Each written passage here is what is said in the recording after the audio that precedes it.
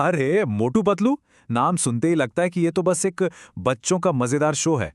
पर क्या आपने कभी सोचा है कि इसकी हर कहानी के पीछे एक बड़ा ही गजब का एक सीक्रेट फॉर्मूला है। आज हम कहानी कहने की उसी शानदार कला की परतें खोलने वाले हैं। तो चलिए इसी फॉर्मूले की तह तक चलते हैं। किसी भी कहानी को समझने के लिए ना उसके किरदारों को समझना बहुत जरूरी होता है। और फुरफुरी नगर की जान है ये दो पक्के दोस्त। एक तरफ है मोटू, जो दिल से सोचता है। समोसे उसकी जान है और इसी चक्कर में वो अक्सर मुश्किल में भी पड़ जाता है। सीधा साधा भोला हीरो। और दूसरी तरफ है पतलू, शो का दिमाग। उसके पास हर मुश्किल का हाल होता है।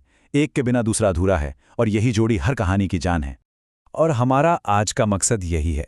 दो बिल्कुल अलग अलग कहानियां लेंगे और उन्हें खोलकर देखेंगे कि वो कौन सा छिपा हुआ पैटर्न है जो हर बार हर एपिसोड में काम कर जाता है।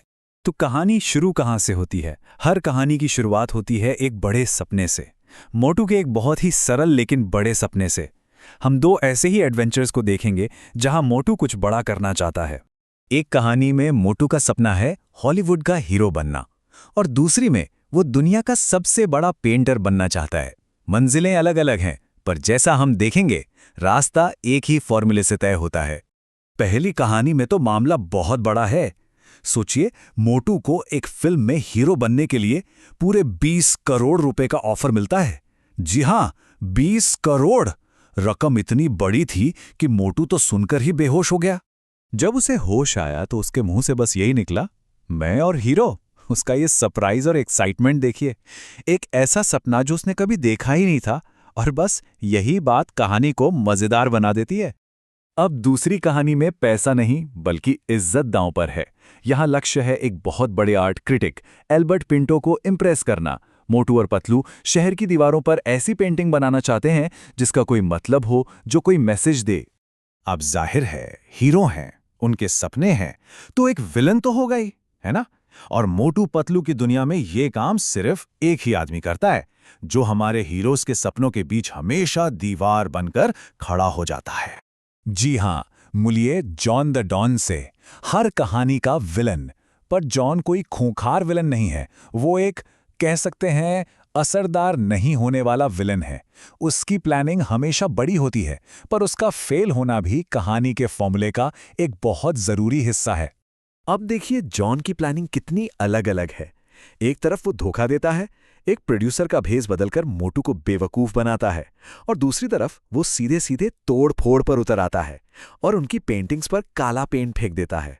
मतलब तरीके अलग पर मकसद एक ही, हीरो के प्लान को चौपट करना। पहली स्कीम का निचोड़ है ये लाइन, चिड़िया की तरह खाना। जॉन, जो डोनाल्डो बना हुआ है, मोटू को यकीन दिलाता है कि हीरो बनने के लिए उसे डाइटिंग करनी होगी।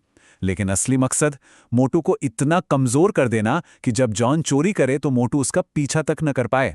चालाकी देख रहे हैं? तो जॉन के प्लान की वजह से हमेशा एक मुसीबत खड़ी हो जाती है। कहानी में टेंशन आ जाता है, और बस यही वो पल होता है जब पतलू की एंट्री होती है। ये संकट ही पतलू को अपनी हीरो वाली स्मार्टनेस दिखाने का मौका देता है। तो सवाल ये उठता है कि एक बर्बाद हो चुकी पेंटिंग जिस पर किसी ने काला पेंट फेंक दिया हो, वो भला किसी आर्ट क्रिटिक को कैसे इंप्रेस कर सकती है? सब कुछ तो खत्म हो गया लगता है ना। लेकिन यहीं पर तो पतलू का दिमाग चलता है। पतलू हार नहीं मानता। वो उस बर्बाद पेंटिंग को देखता है और एक सेकंड में एक नई कहानी गढ़ लेता है।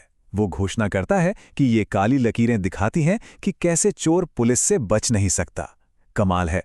और जब जॉन दूसरी पेंटिंग खराब करता है तो पतलू उसे सफाई के महत्व से जोड़ देता है कि अगर हम कचरा सही जगह नहीं फेंकेंगे तो हमारा देश ही डस्टबिन बन जाएगा। पतलू की इसी काबिलियत को, मतलब किसी भी बुरी सिचुएशन को अपनी दिमागी सूझबूझ से जीत में बदल देने की कला को, हम एक नाम दे सकते हैं, द पतलू पिवट। और यही फॉर्मूले का वो सबसे जरूरी हिस्सा है जहां दिमाग ताकत पर भारी पड़ता है। अच्छा, वापस मूवी वाली कहानी पर चलते हैं। यहां संकट फिजिकल है। मोटू में चांद का पीछा करने की हिम्मत ही नहीं है क्योंकि वो बहुत कमजोर है। तो यहां पतलू क्या करता है? यहां वो कोई कहानी नहीं बनाता, यहां वो इस्तेमाल करता है लॉजिक का, शुद्ध तर्क का। पतलू जासूस बन जाता है। वो सारे सुरागों को एक साथ रखता है। अच्छा, प्रोड्यूसर का नाम डोनाल्डो है, जिसमें डॉन आता है। उसकी शक्ल बिना दाढ़ी के जॉन द डॉन से मिलती है, और उसकी डाइटिंग की सलाह का नतीजा ये हुआ कि मोटू चोर को पकड़ नहीं सका। तो इसका मतलब क्या हुआ? मतलब साफ है, डोनाल्डो ही जॉन है। तो इन दोनों कहानियों को देखने के बाद एक पैटर्न साफ नजर आता है, एक फॉर्मूला जो बार बार इस्तेमाल होता है और हर बार काम करता है। यही इस शो की मजेदार बुनियाद है। तो ये है वो विनिंग फॉर्मूला। स्टेप 1, मोटू एक बड़ा सा सपना देखता है। स्टेप 2, जॉन द डॉन उसे रोकने के लिए एक कच्चा प्लान बनाता है। स्टेप 3, एक बड़ी मुसीबत आ जाती है। स्टेप 4, पतलू अपनी अक्लमंदी से एक शानदार हल निकालता है। और स्टेप 5, हमारे हीरो जीत जाते हैं और जॉन की सारी मेहनत पर पानी फिर जाता है। बस यही साइकिल हर एपिसोड में घूमता है। और यही फॉर्मूला शो को इतना मजेदार बनाता है। इसमें मोटू के बड़े सपने हैं, जॉन की मजेदार बेवकूफियां हैं और पतलू का शानदार दिमाग है। सब कुछ परफेक्ट मिक्स है, इसलिए हर बार देखने में मजा आता है। तो आखिर में ये एक बड़ा सवाल छोड़ जाता है, ऐसी क्या बात है कि एक सिंपल सा फॉर्मूला जिसे हम जानते भी हैं हमें बार बार इतना एंटरटेन करता है? शायद इसका जवाब उस सादगी में और उन प्यारे किरदारों में ही छिपा है। क्या ख्याल है?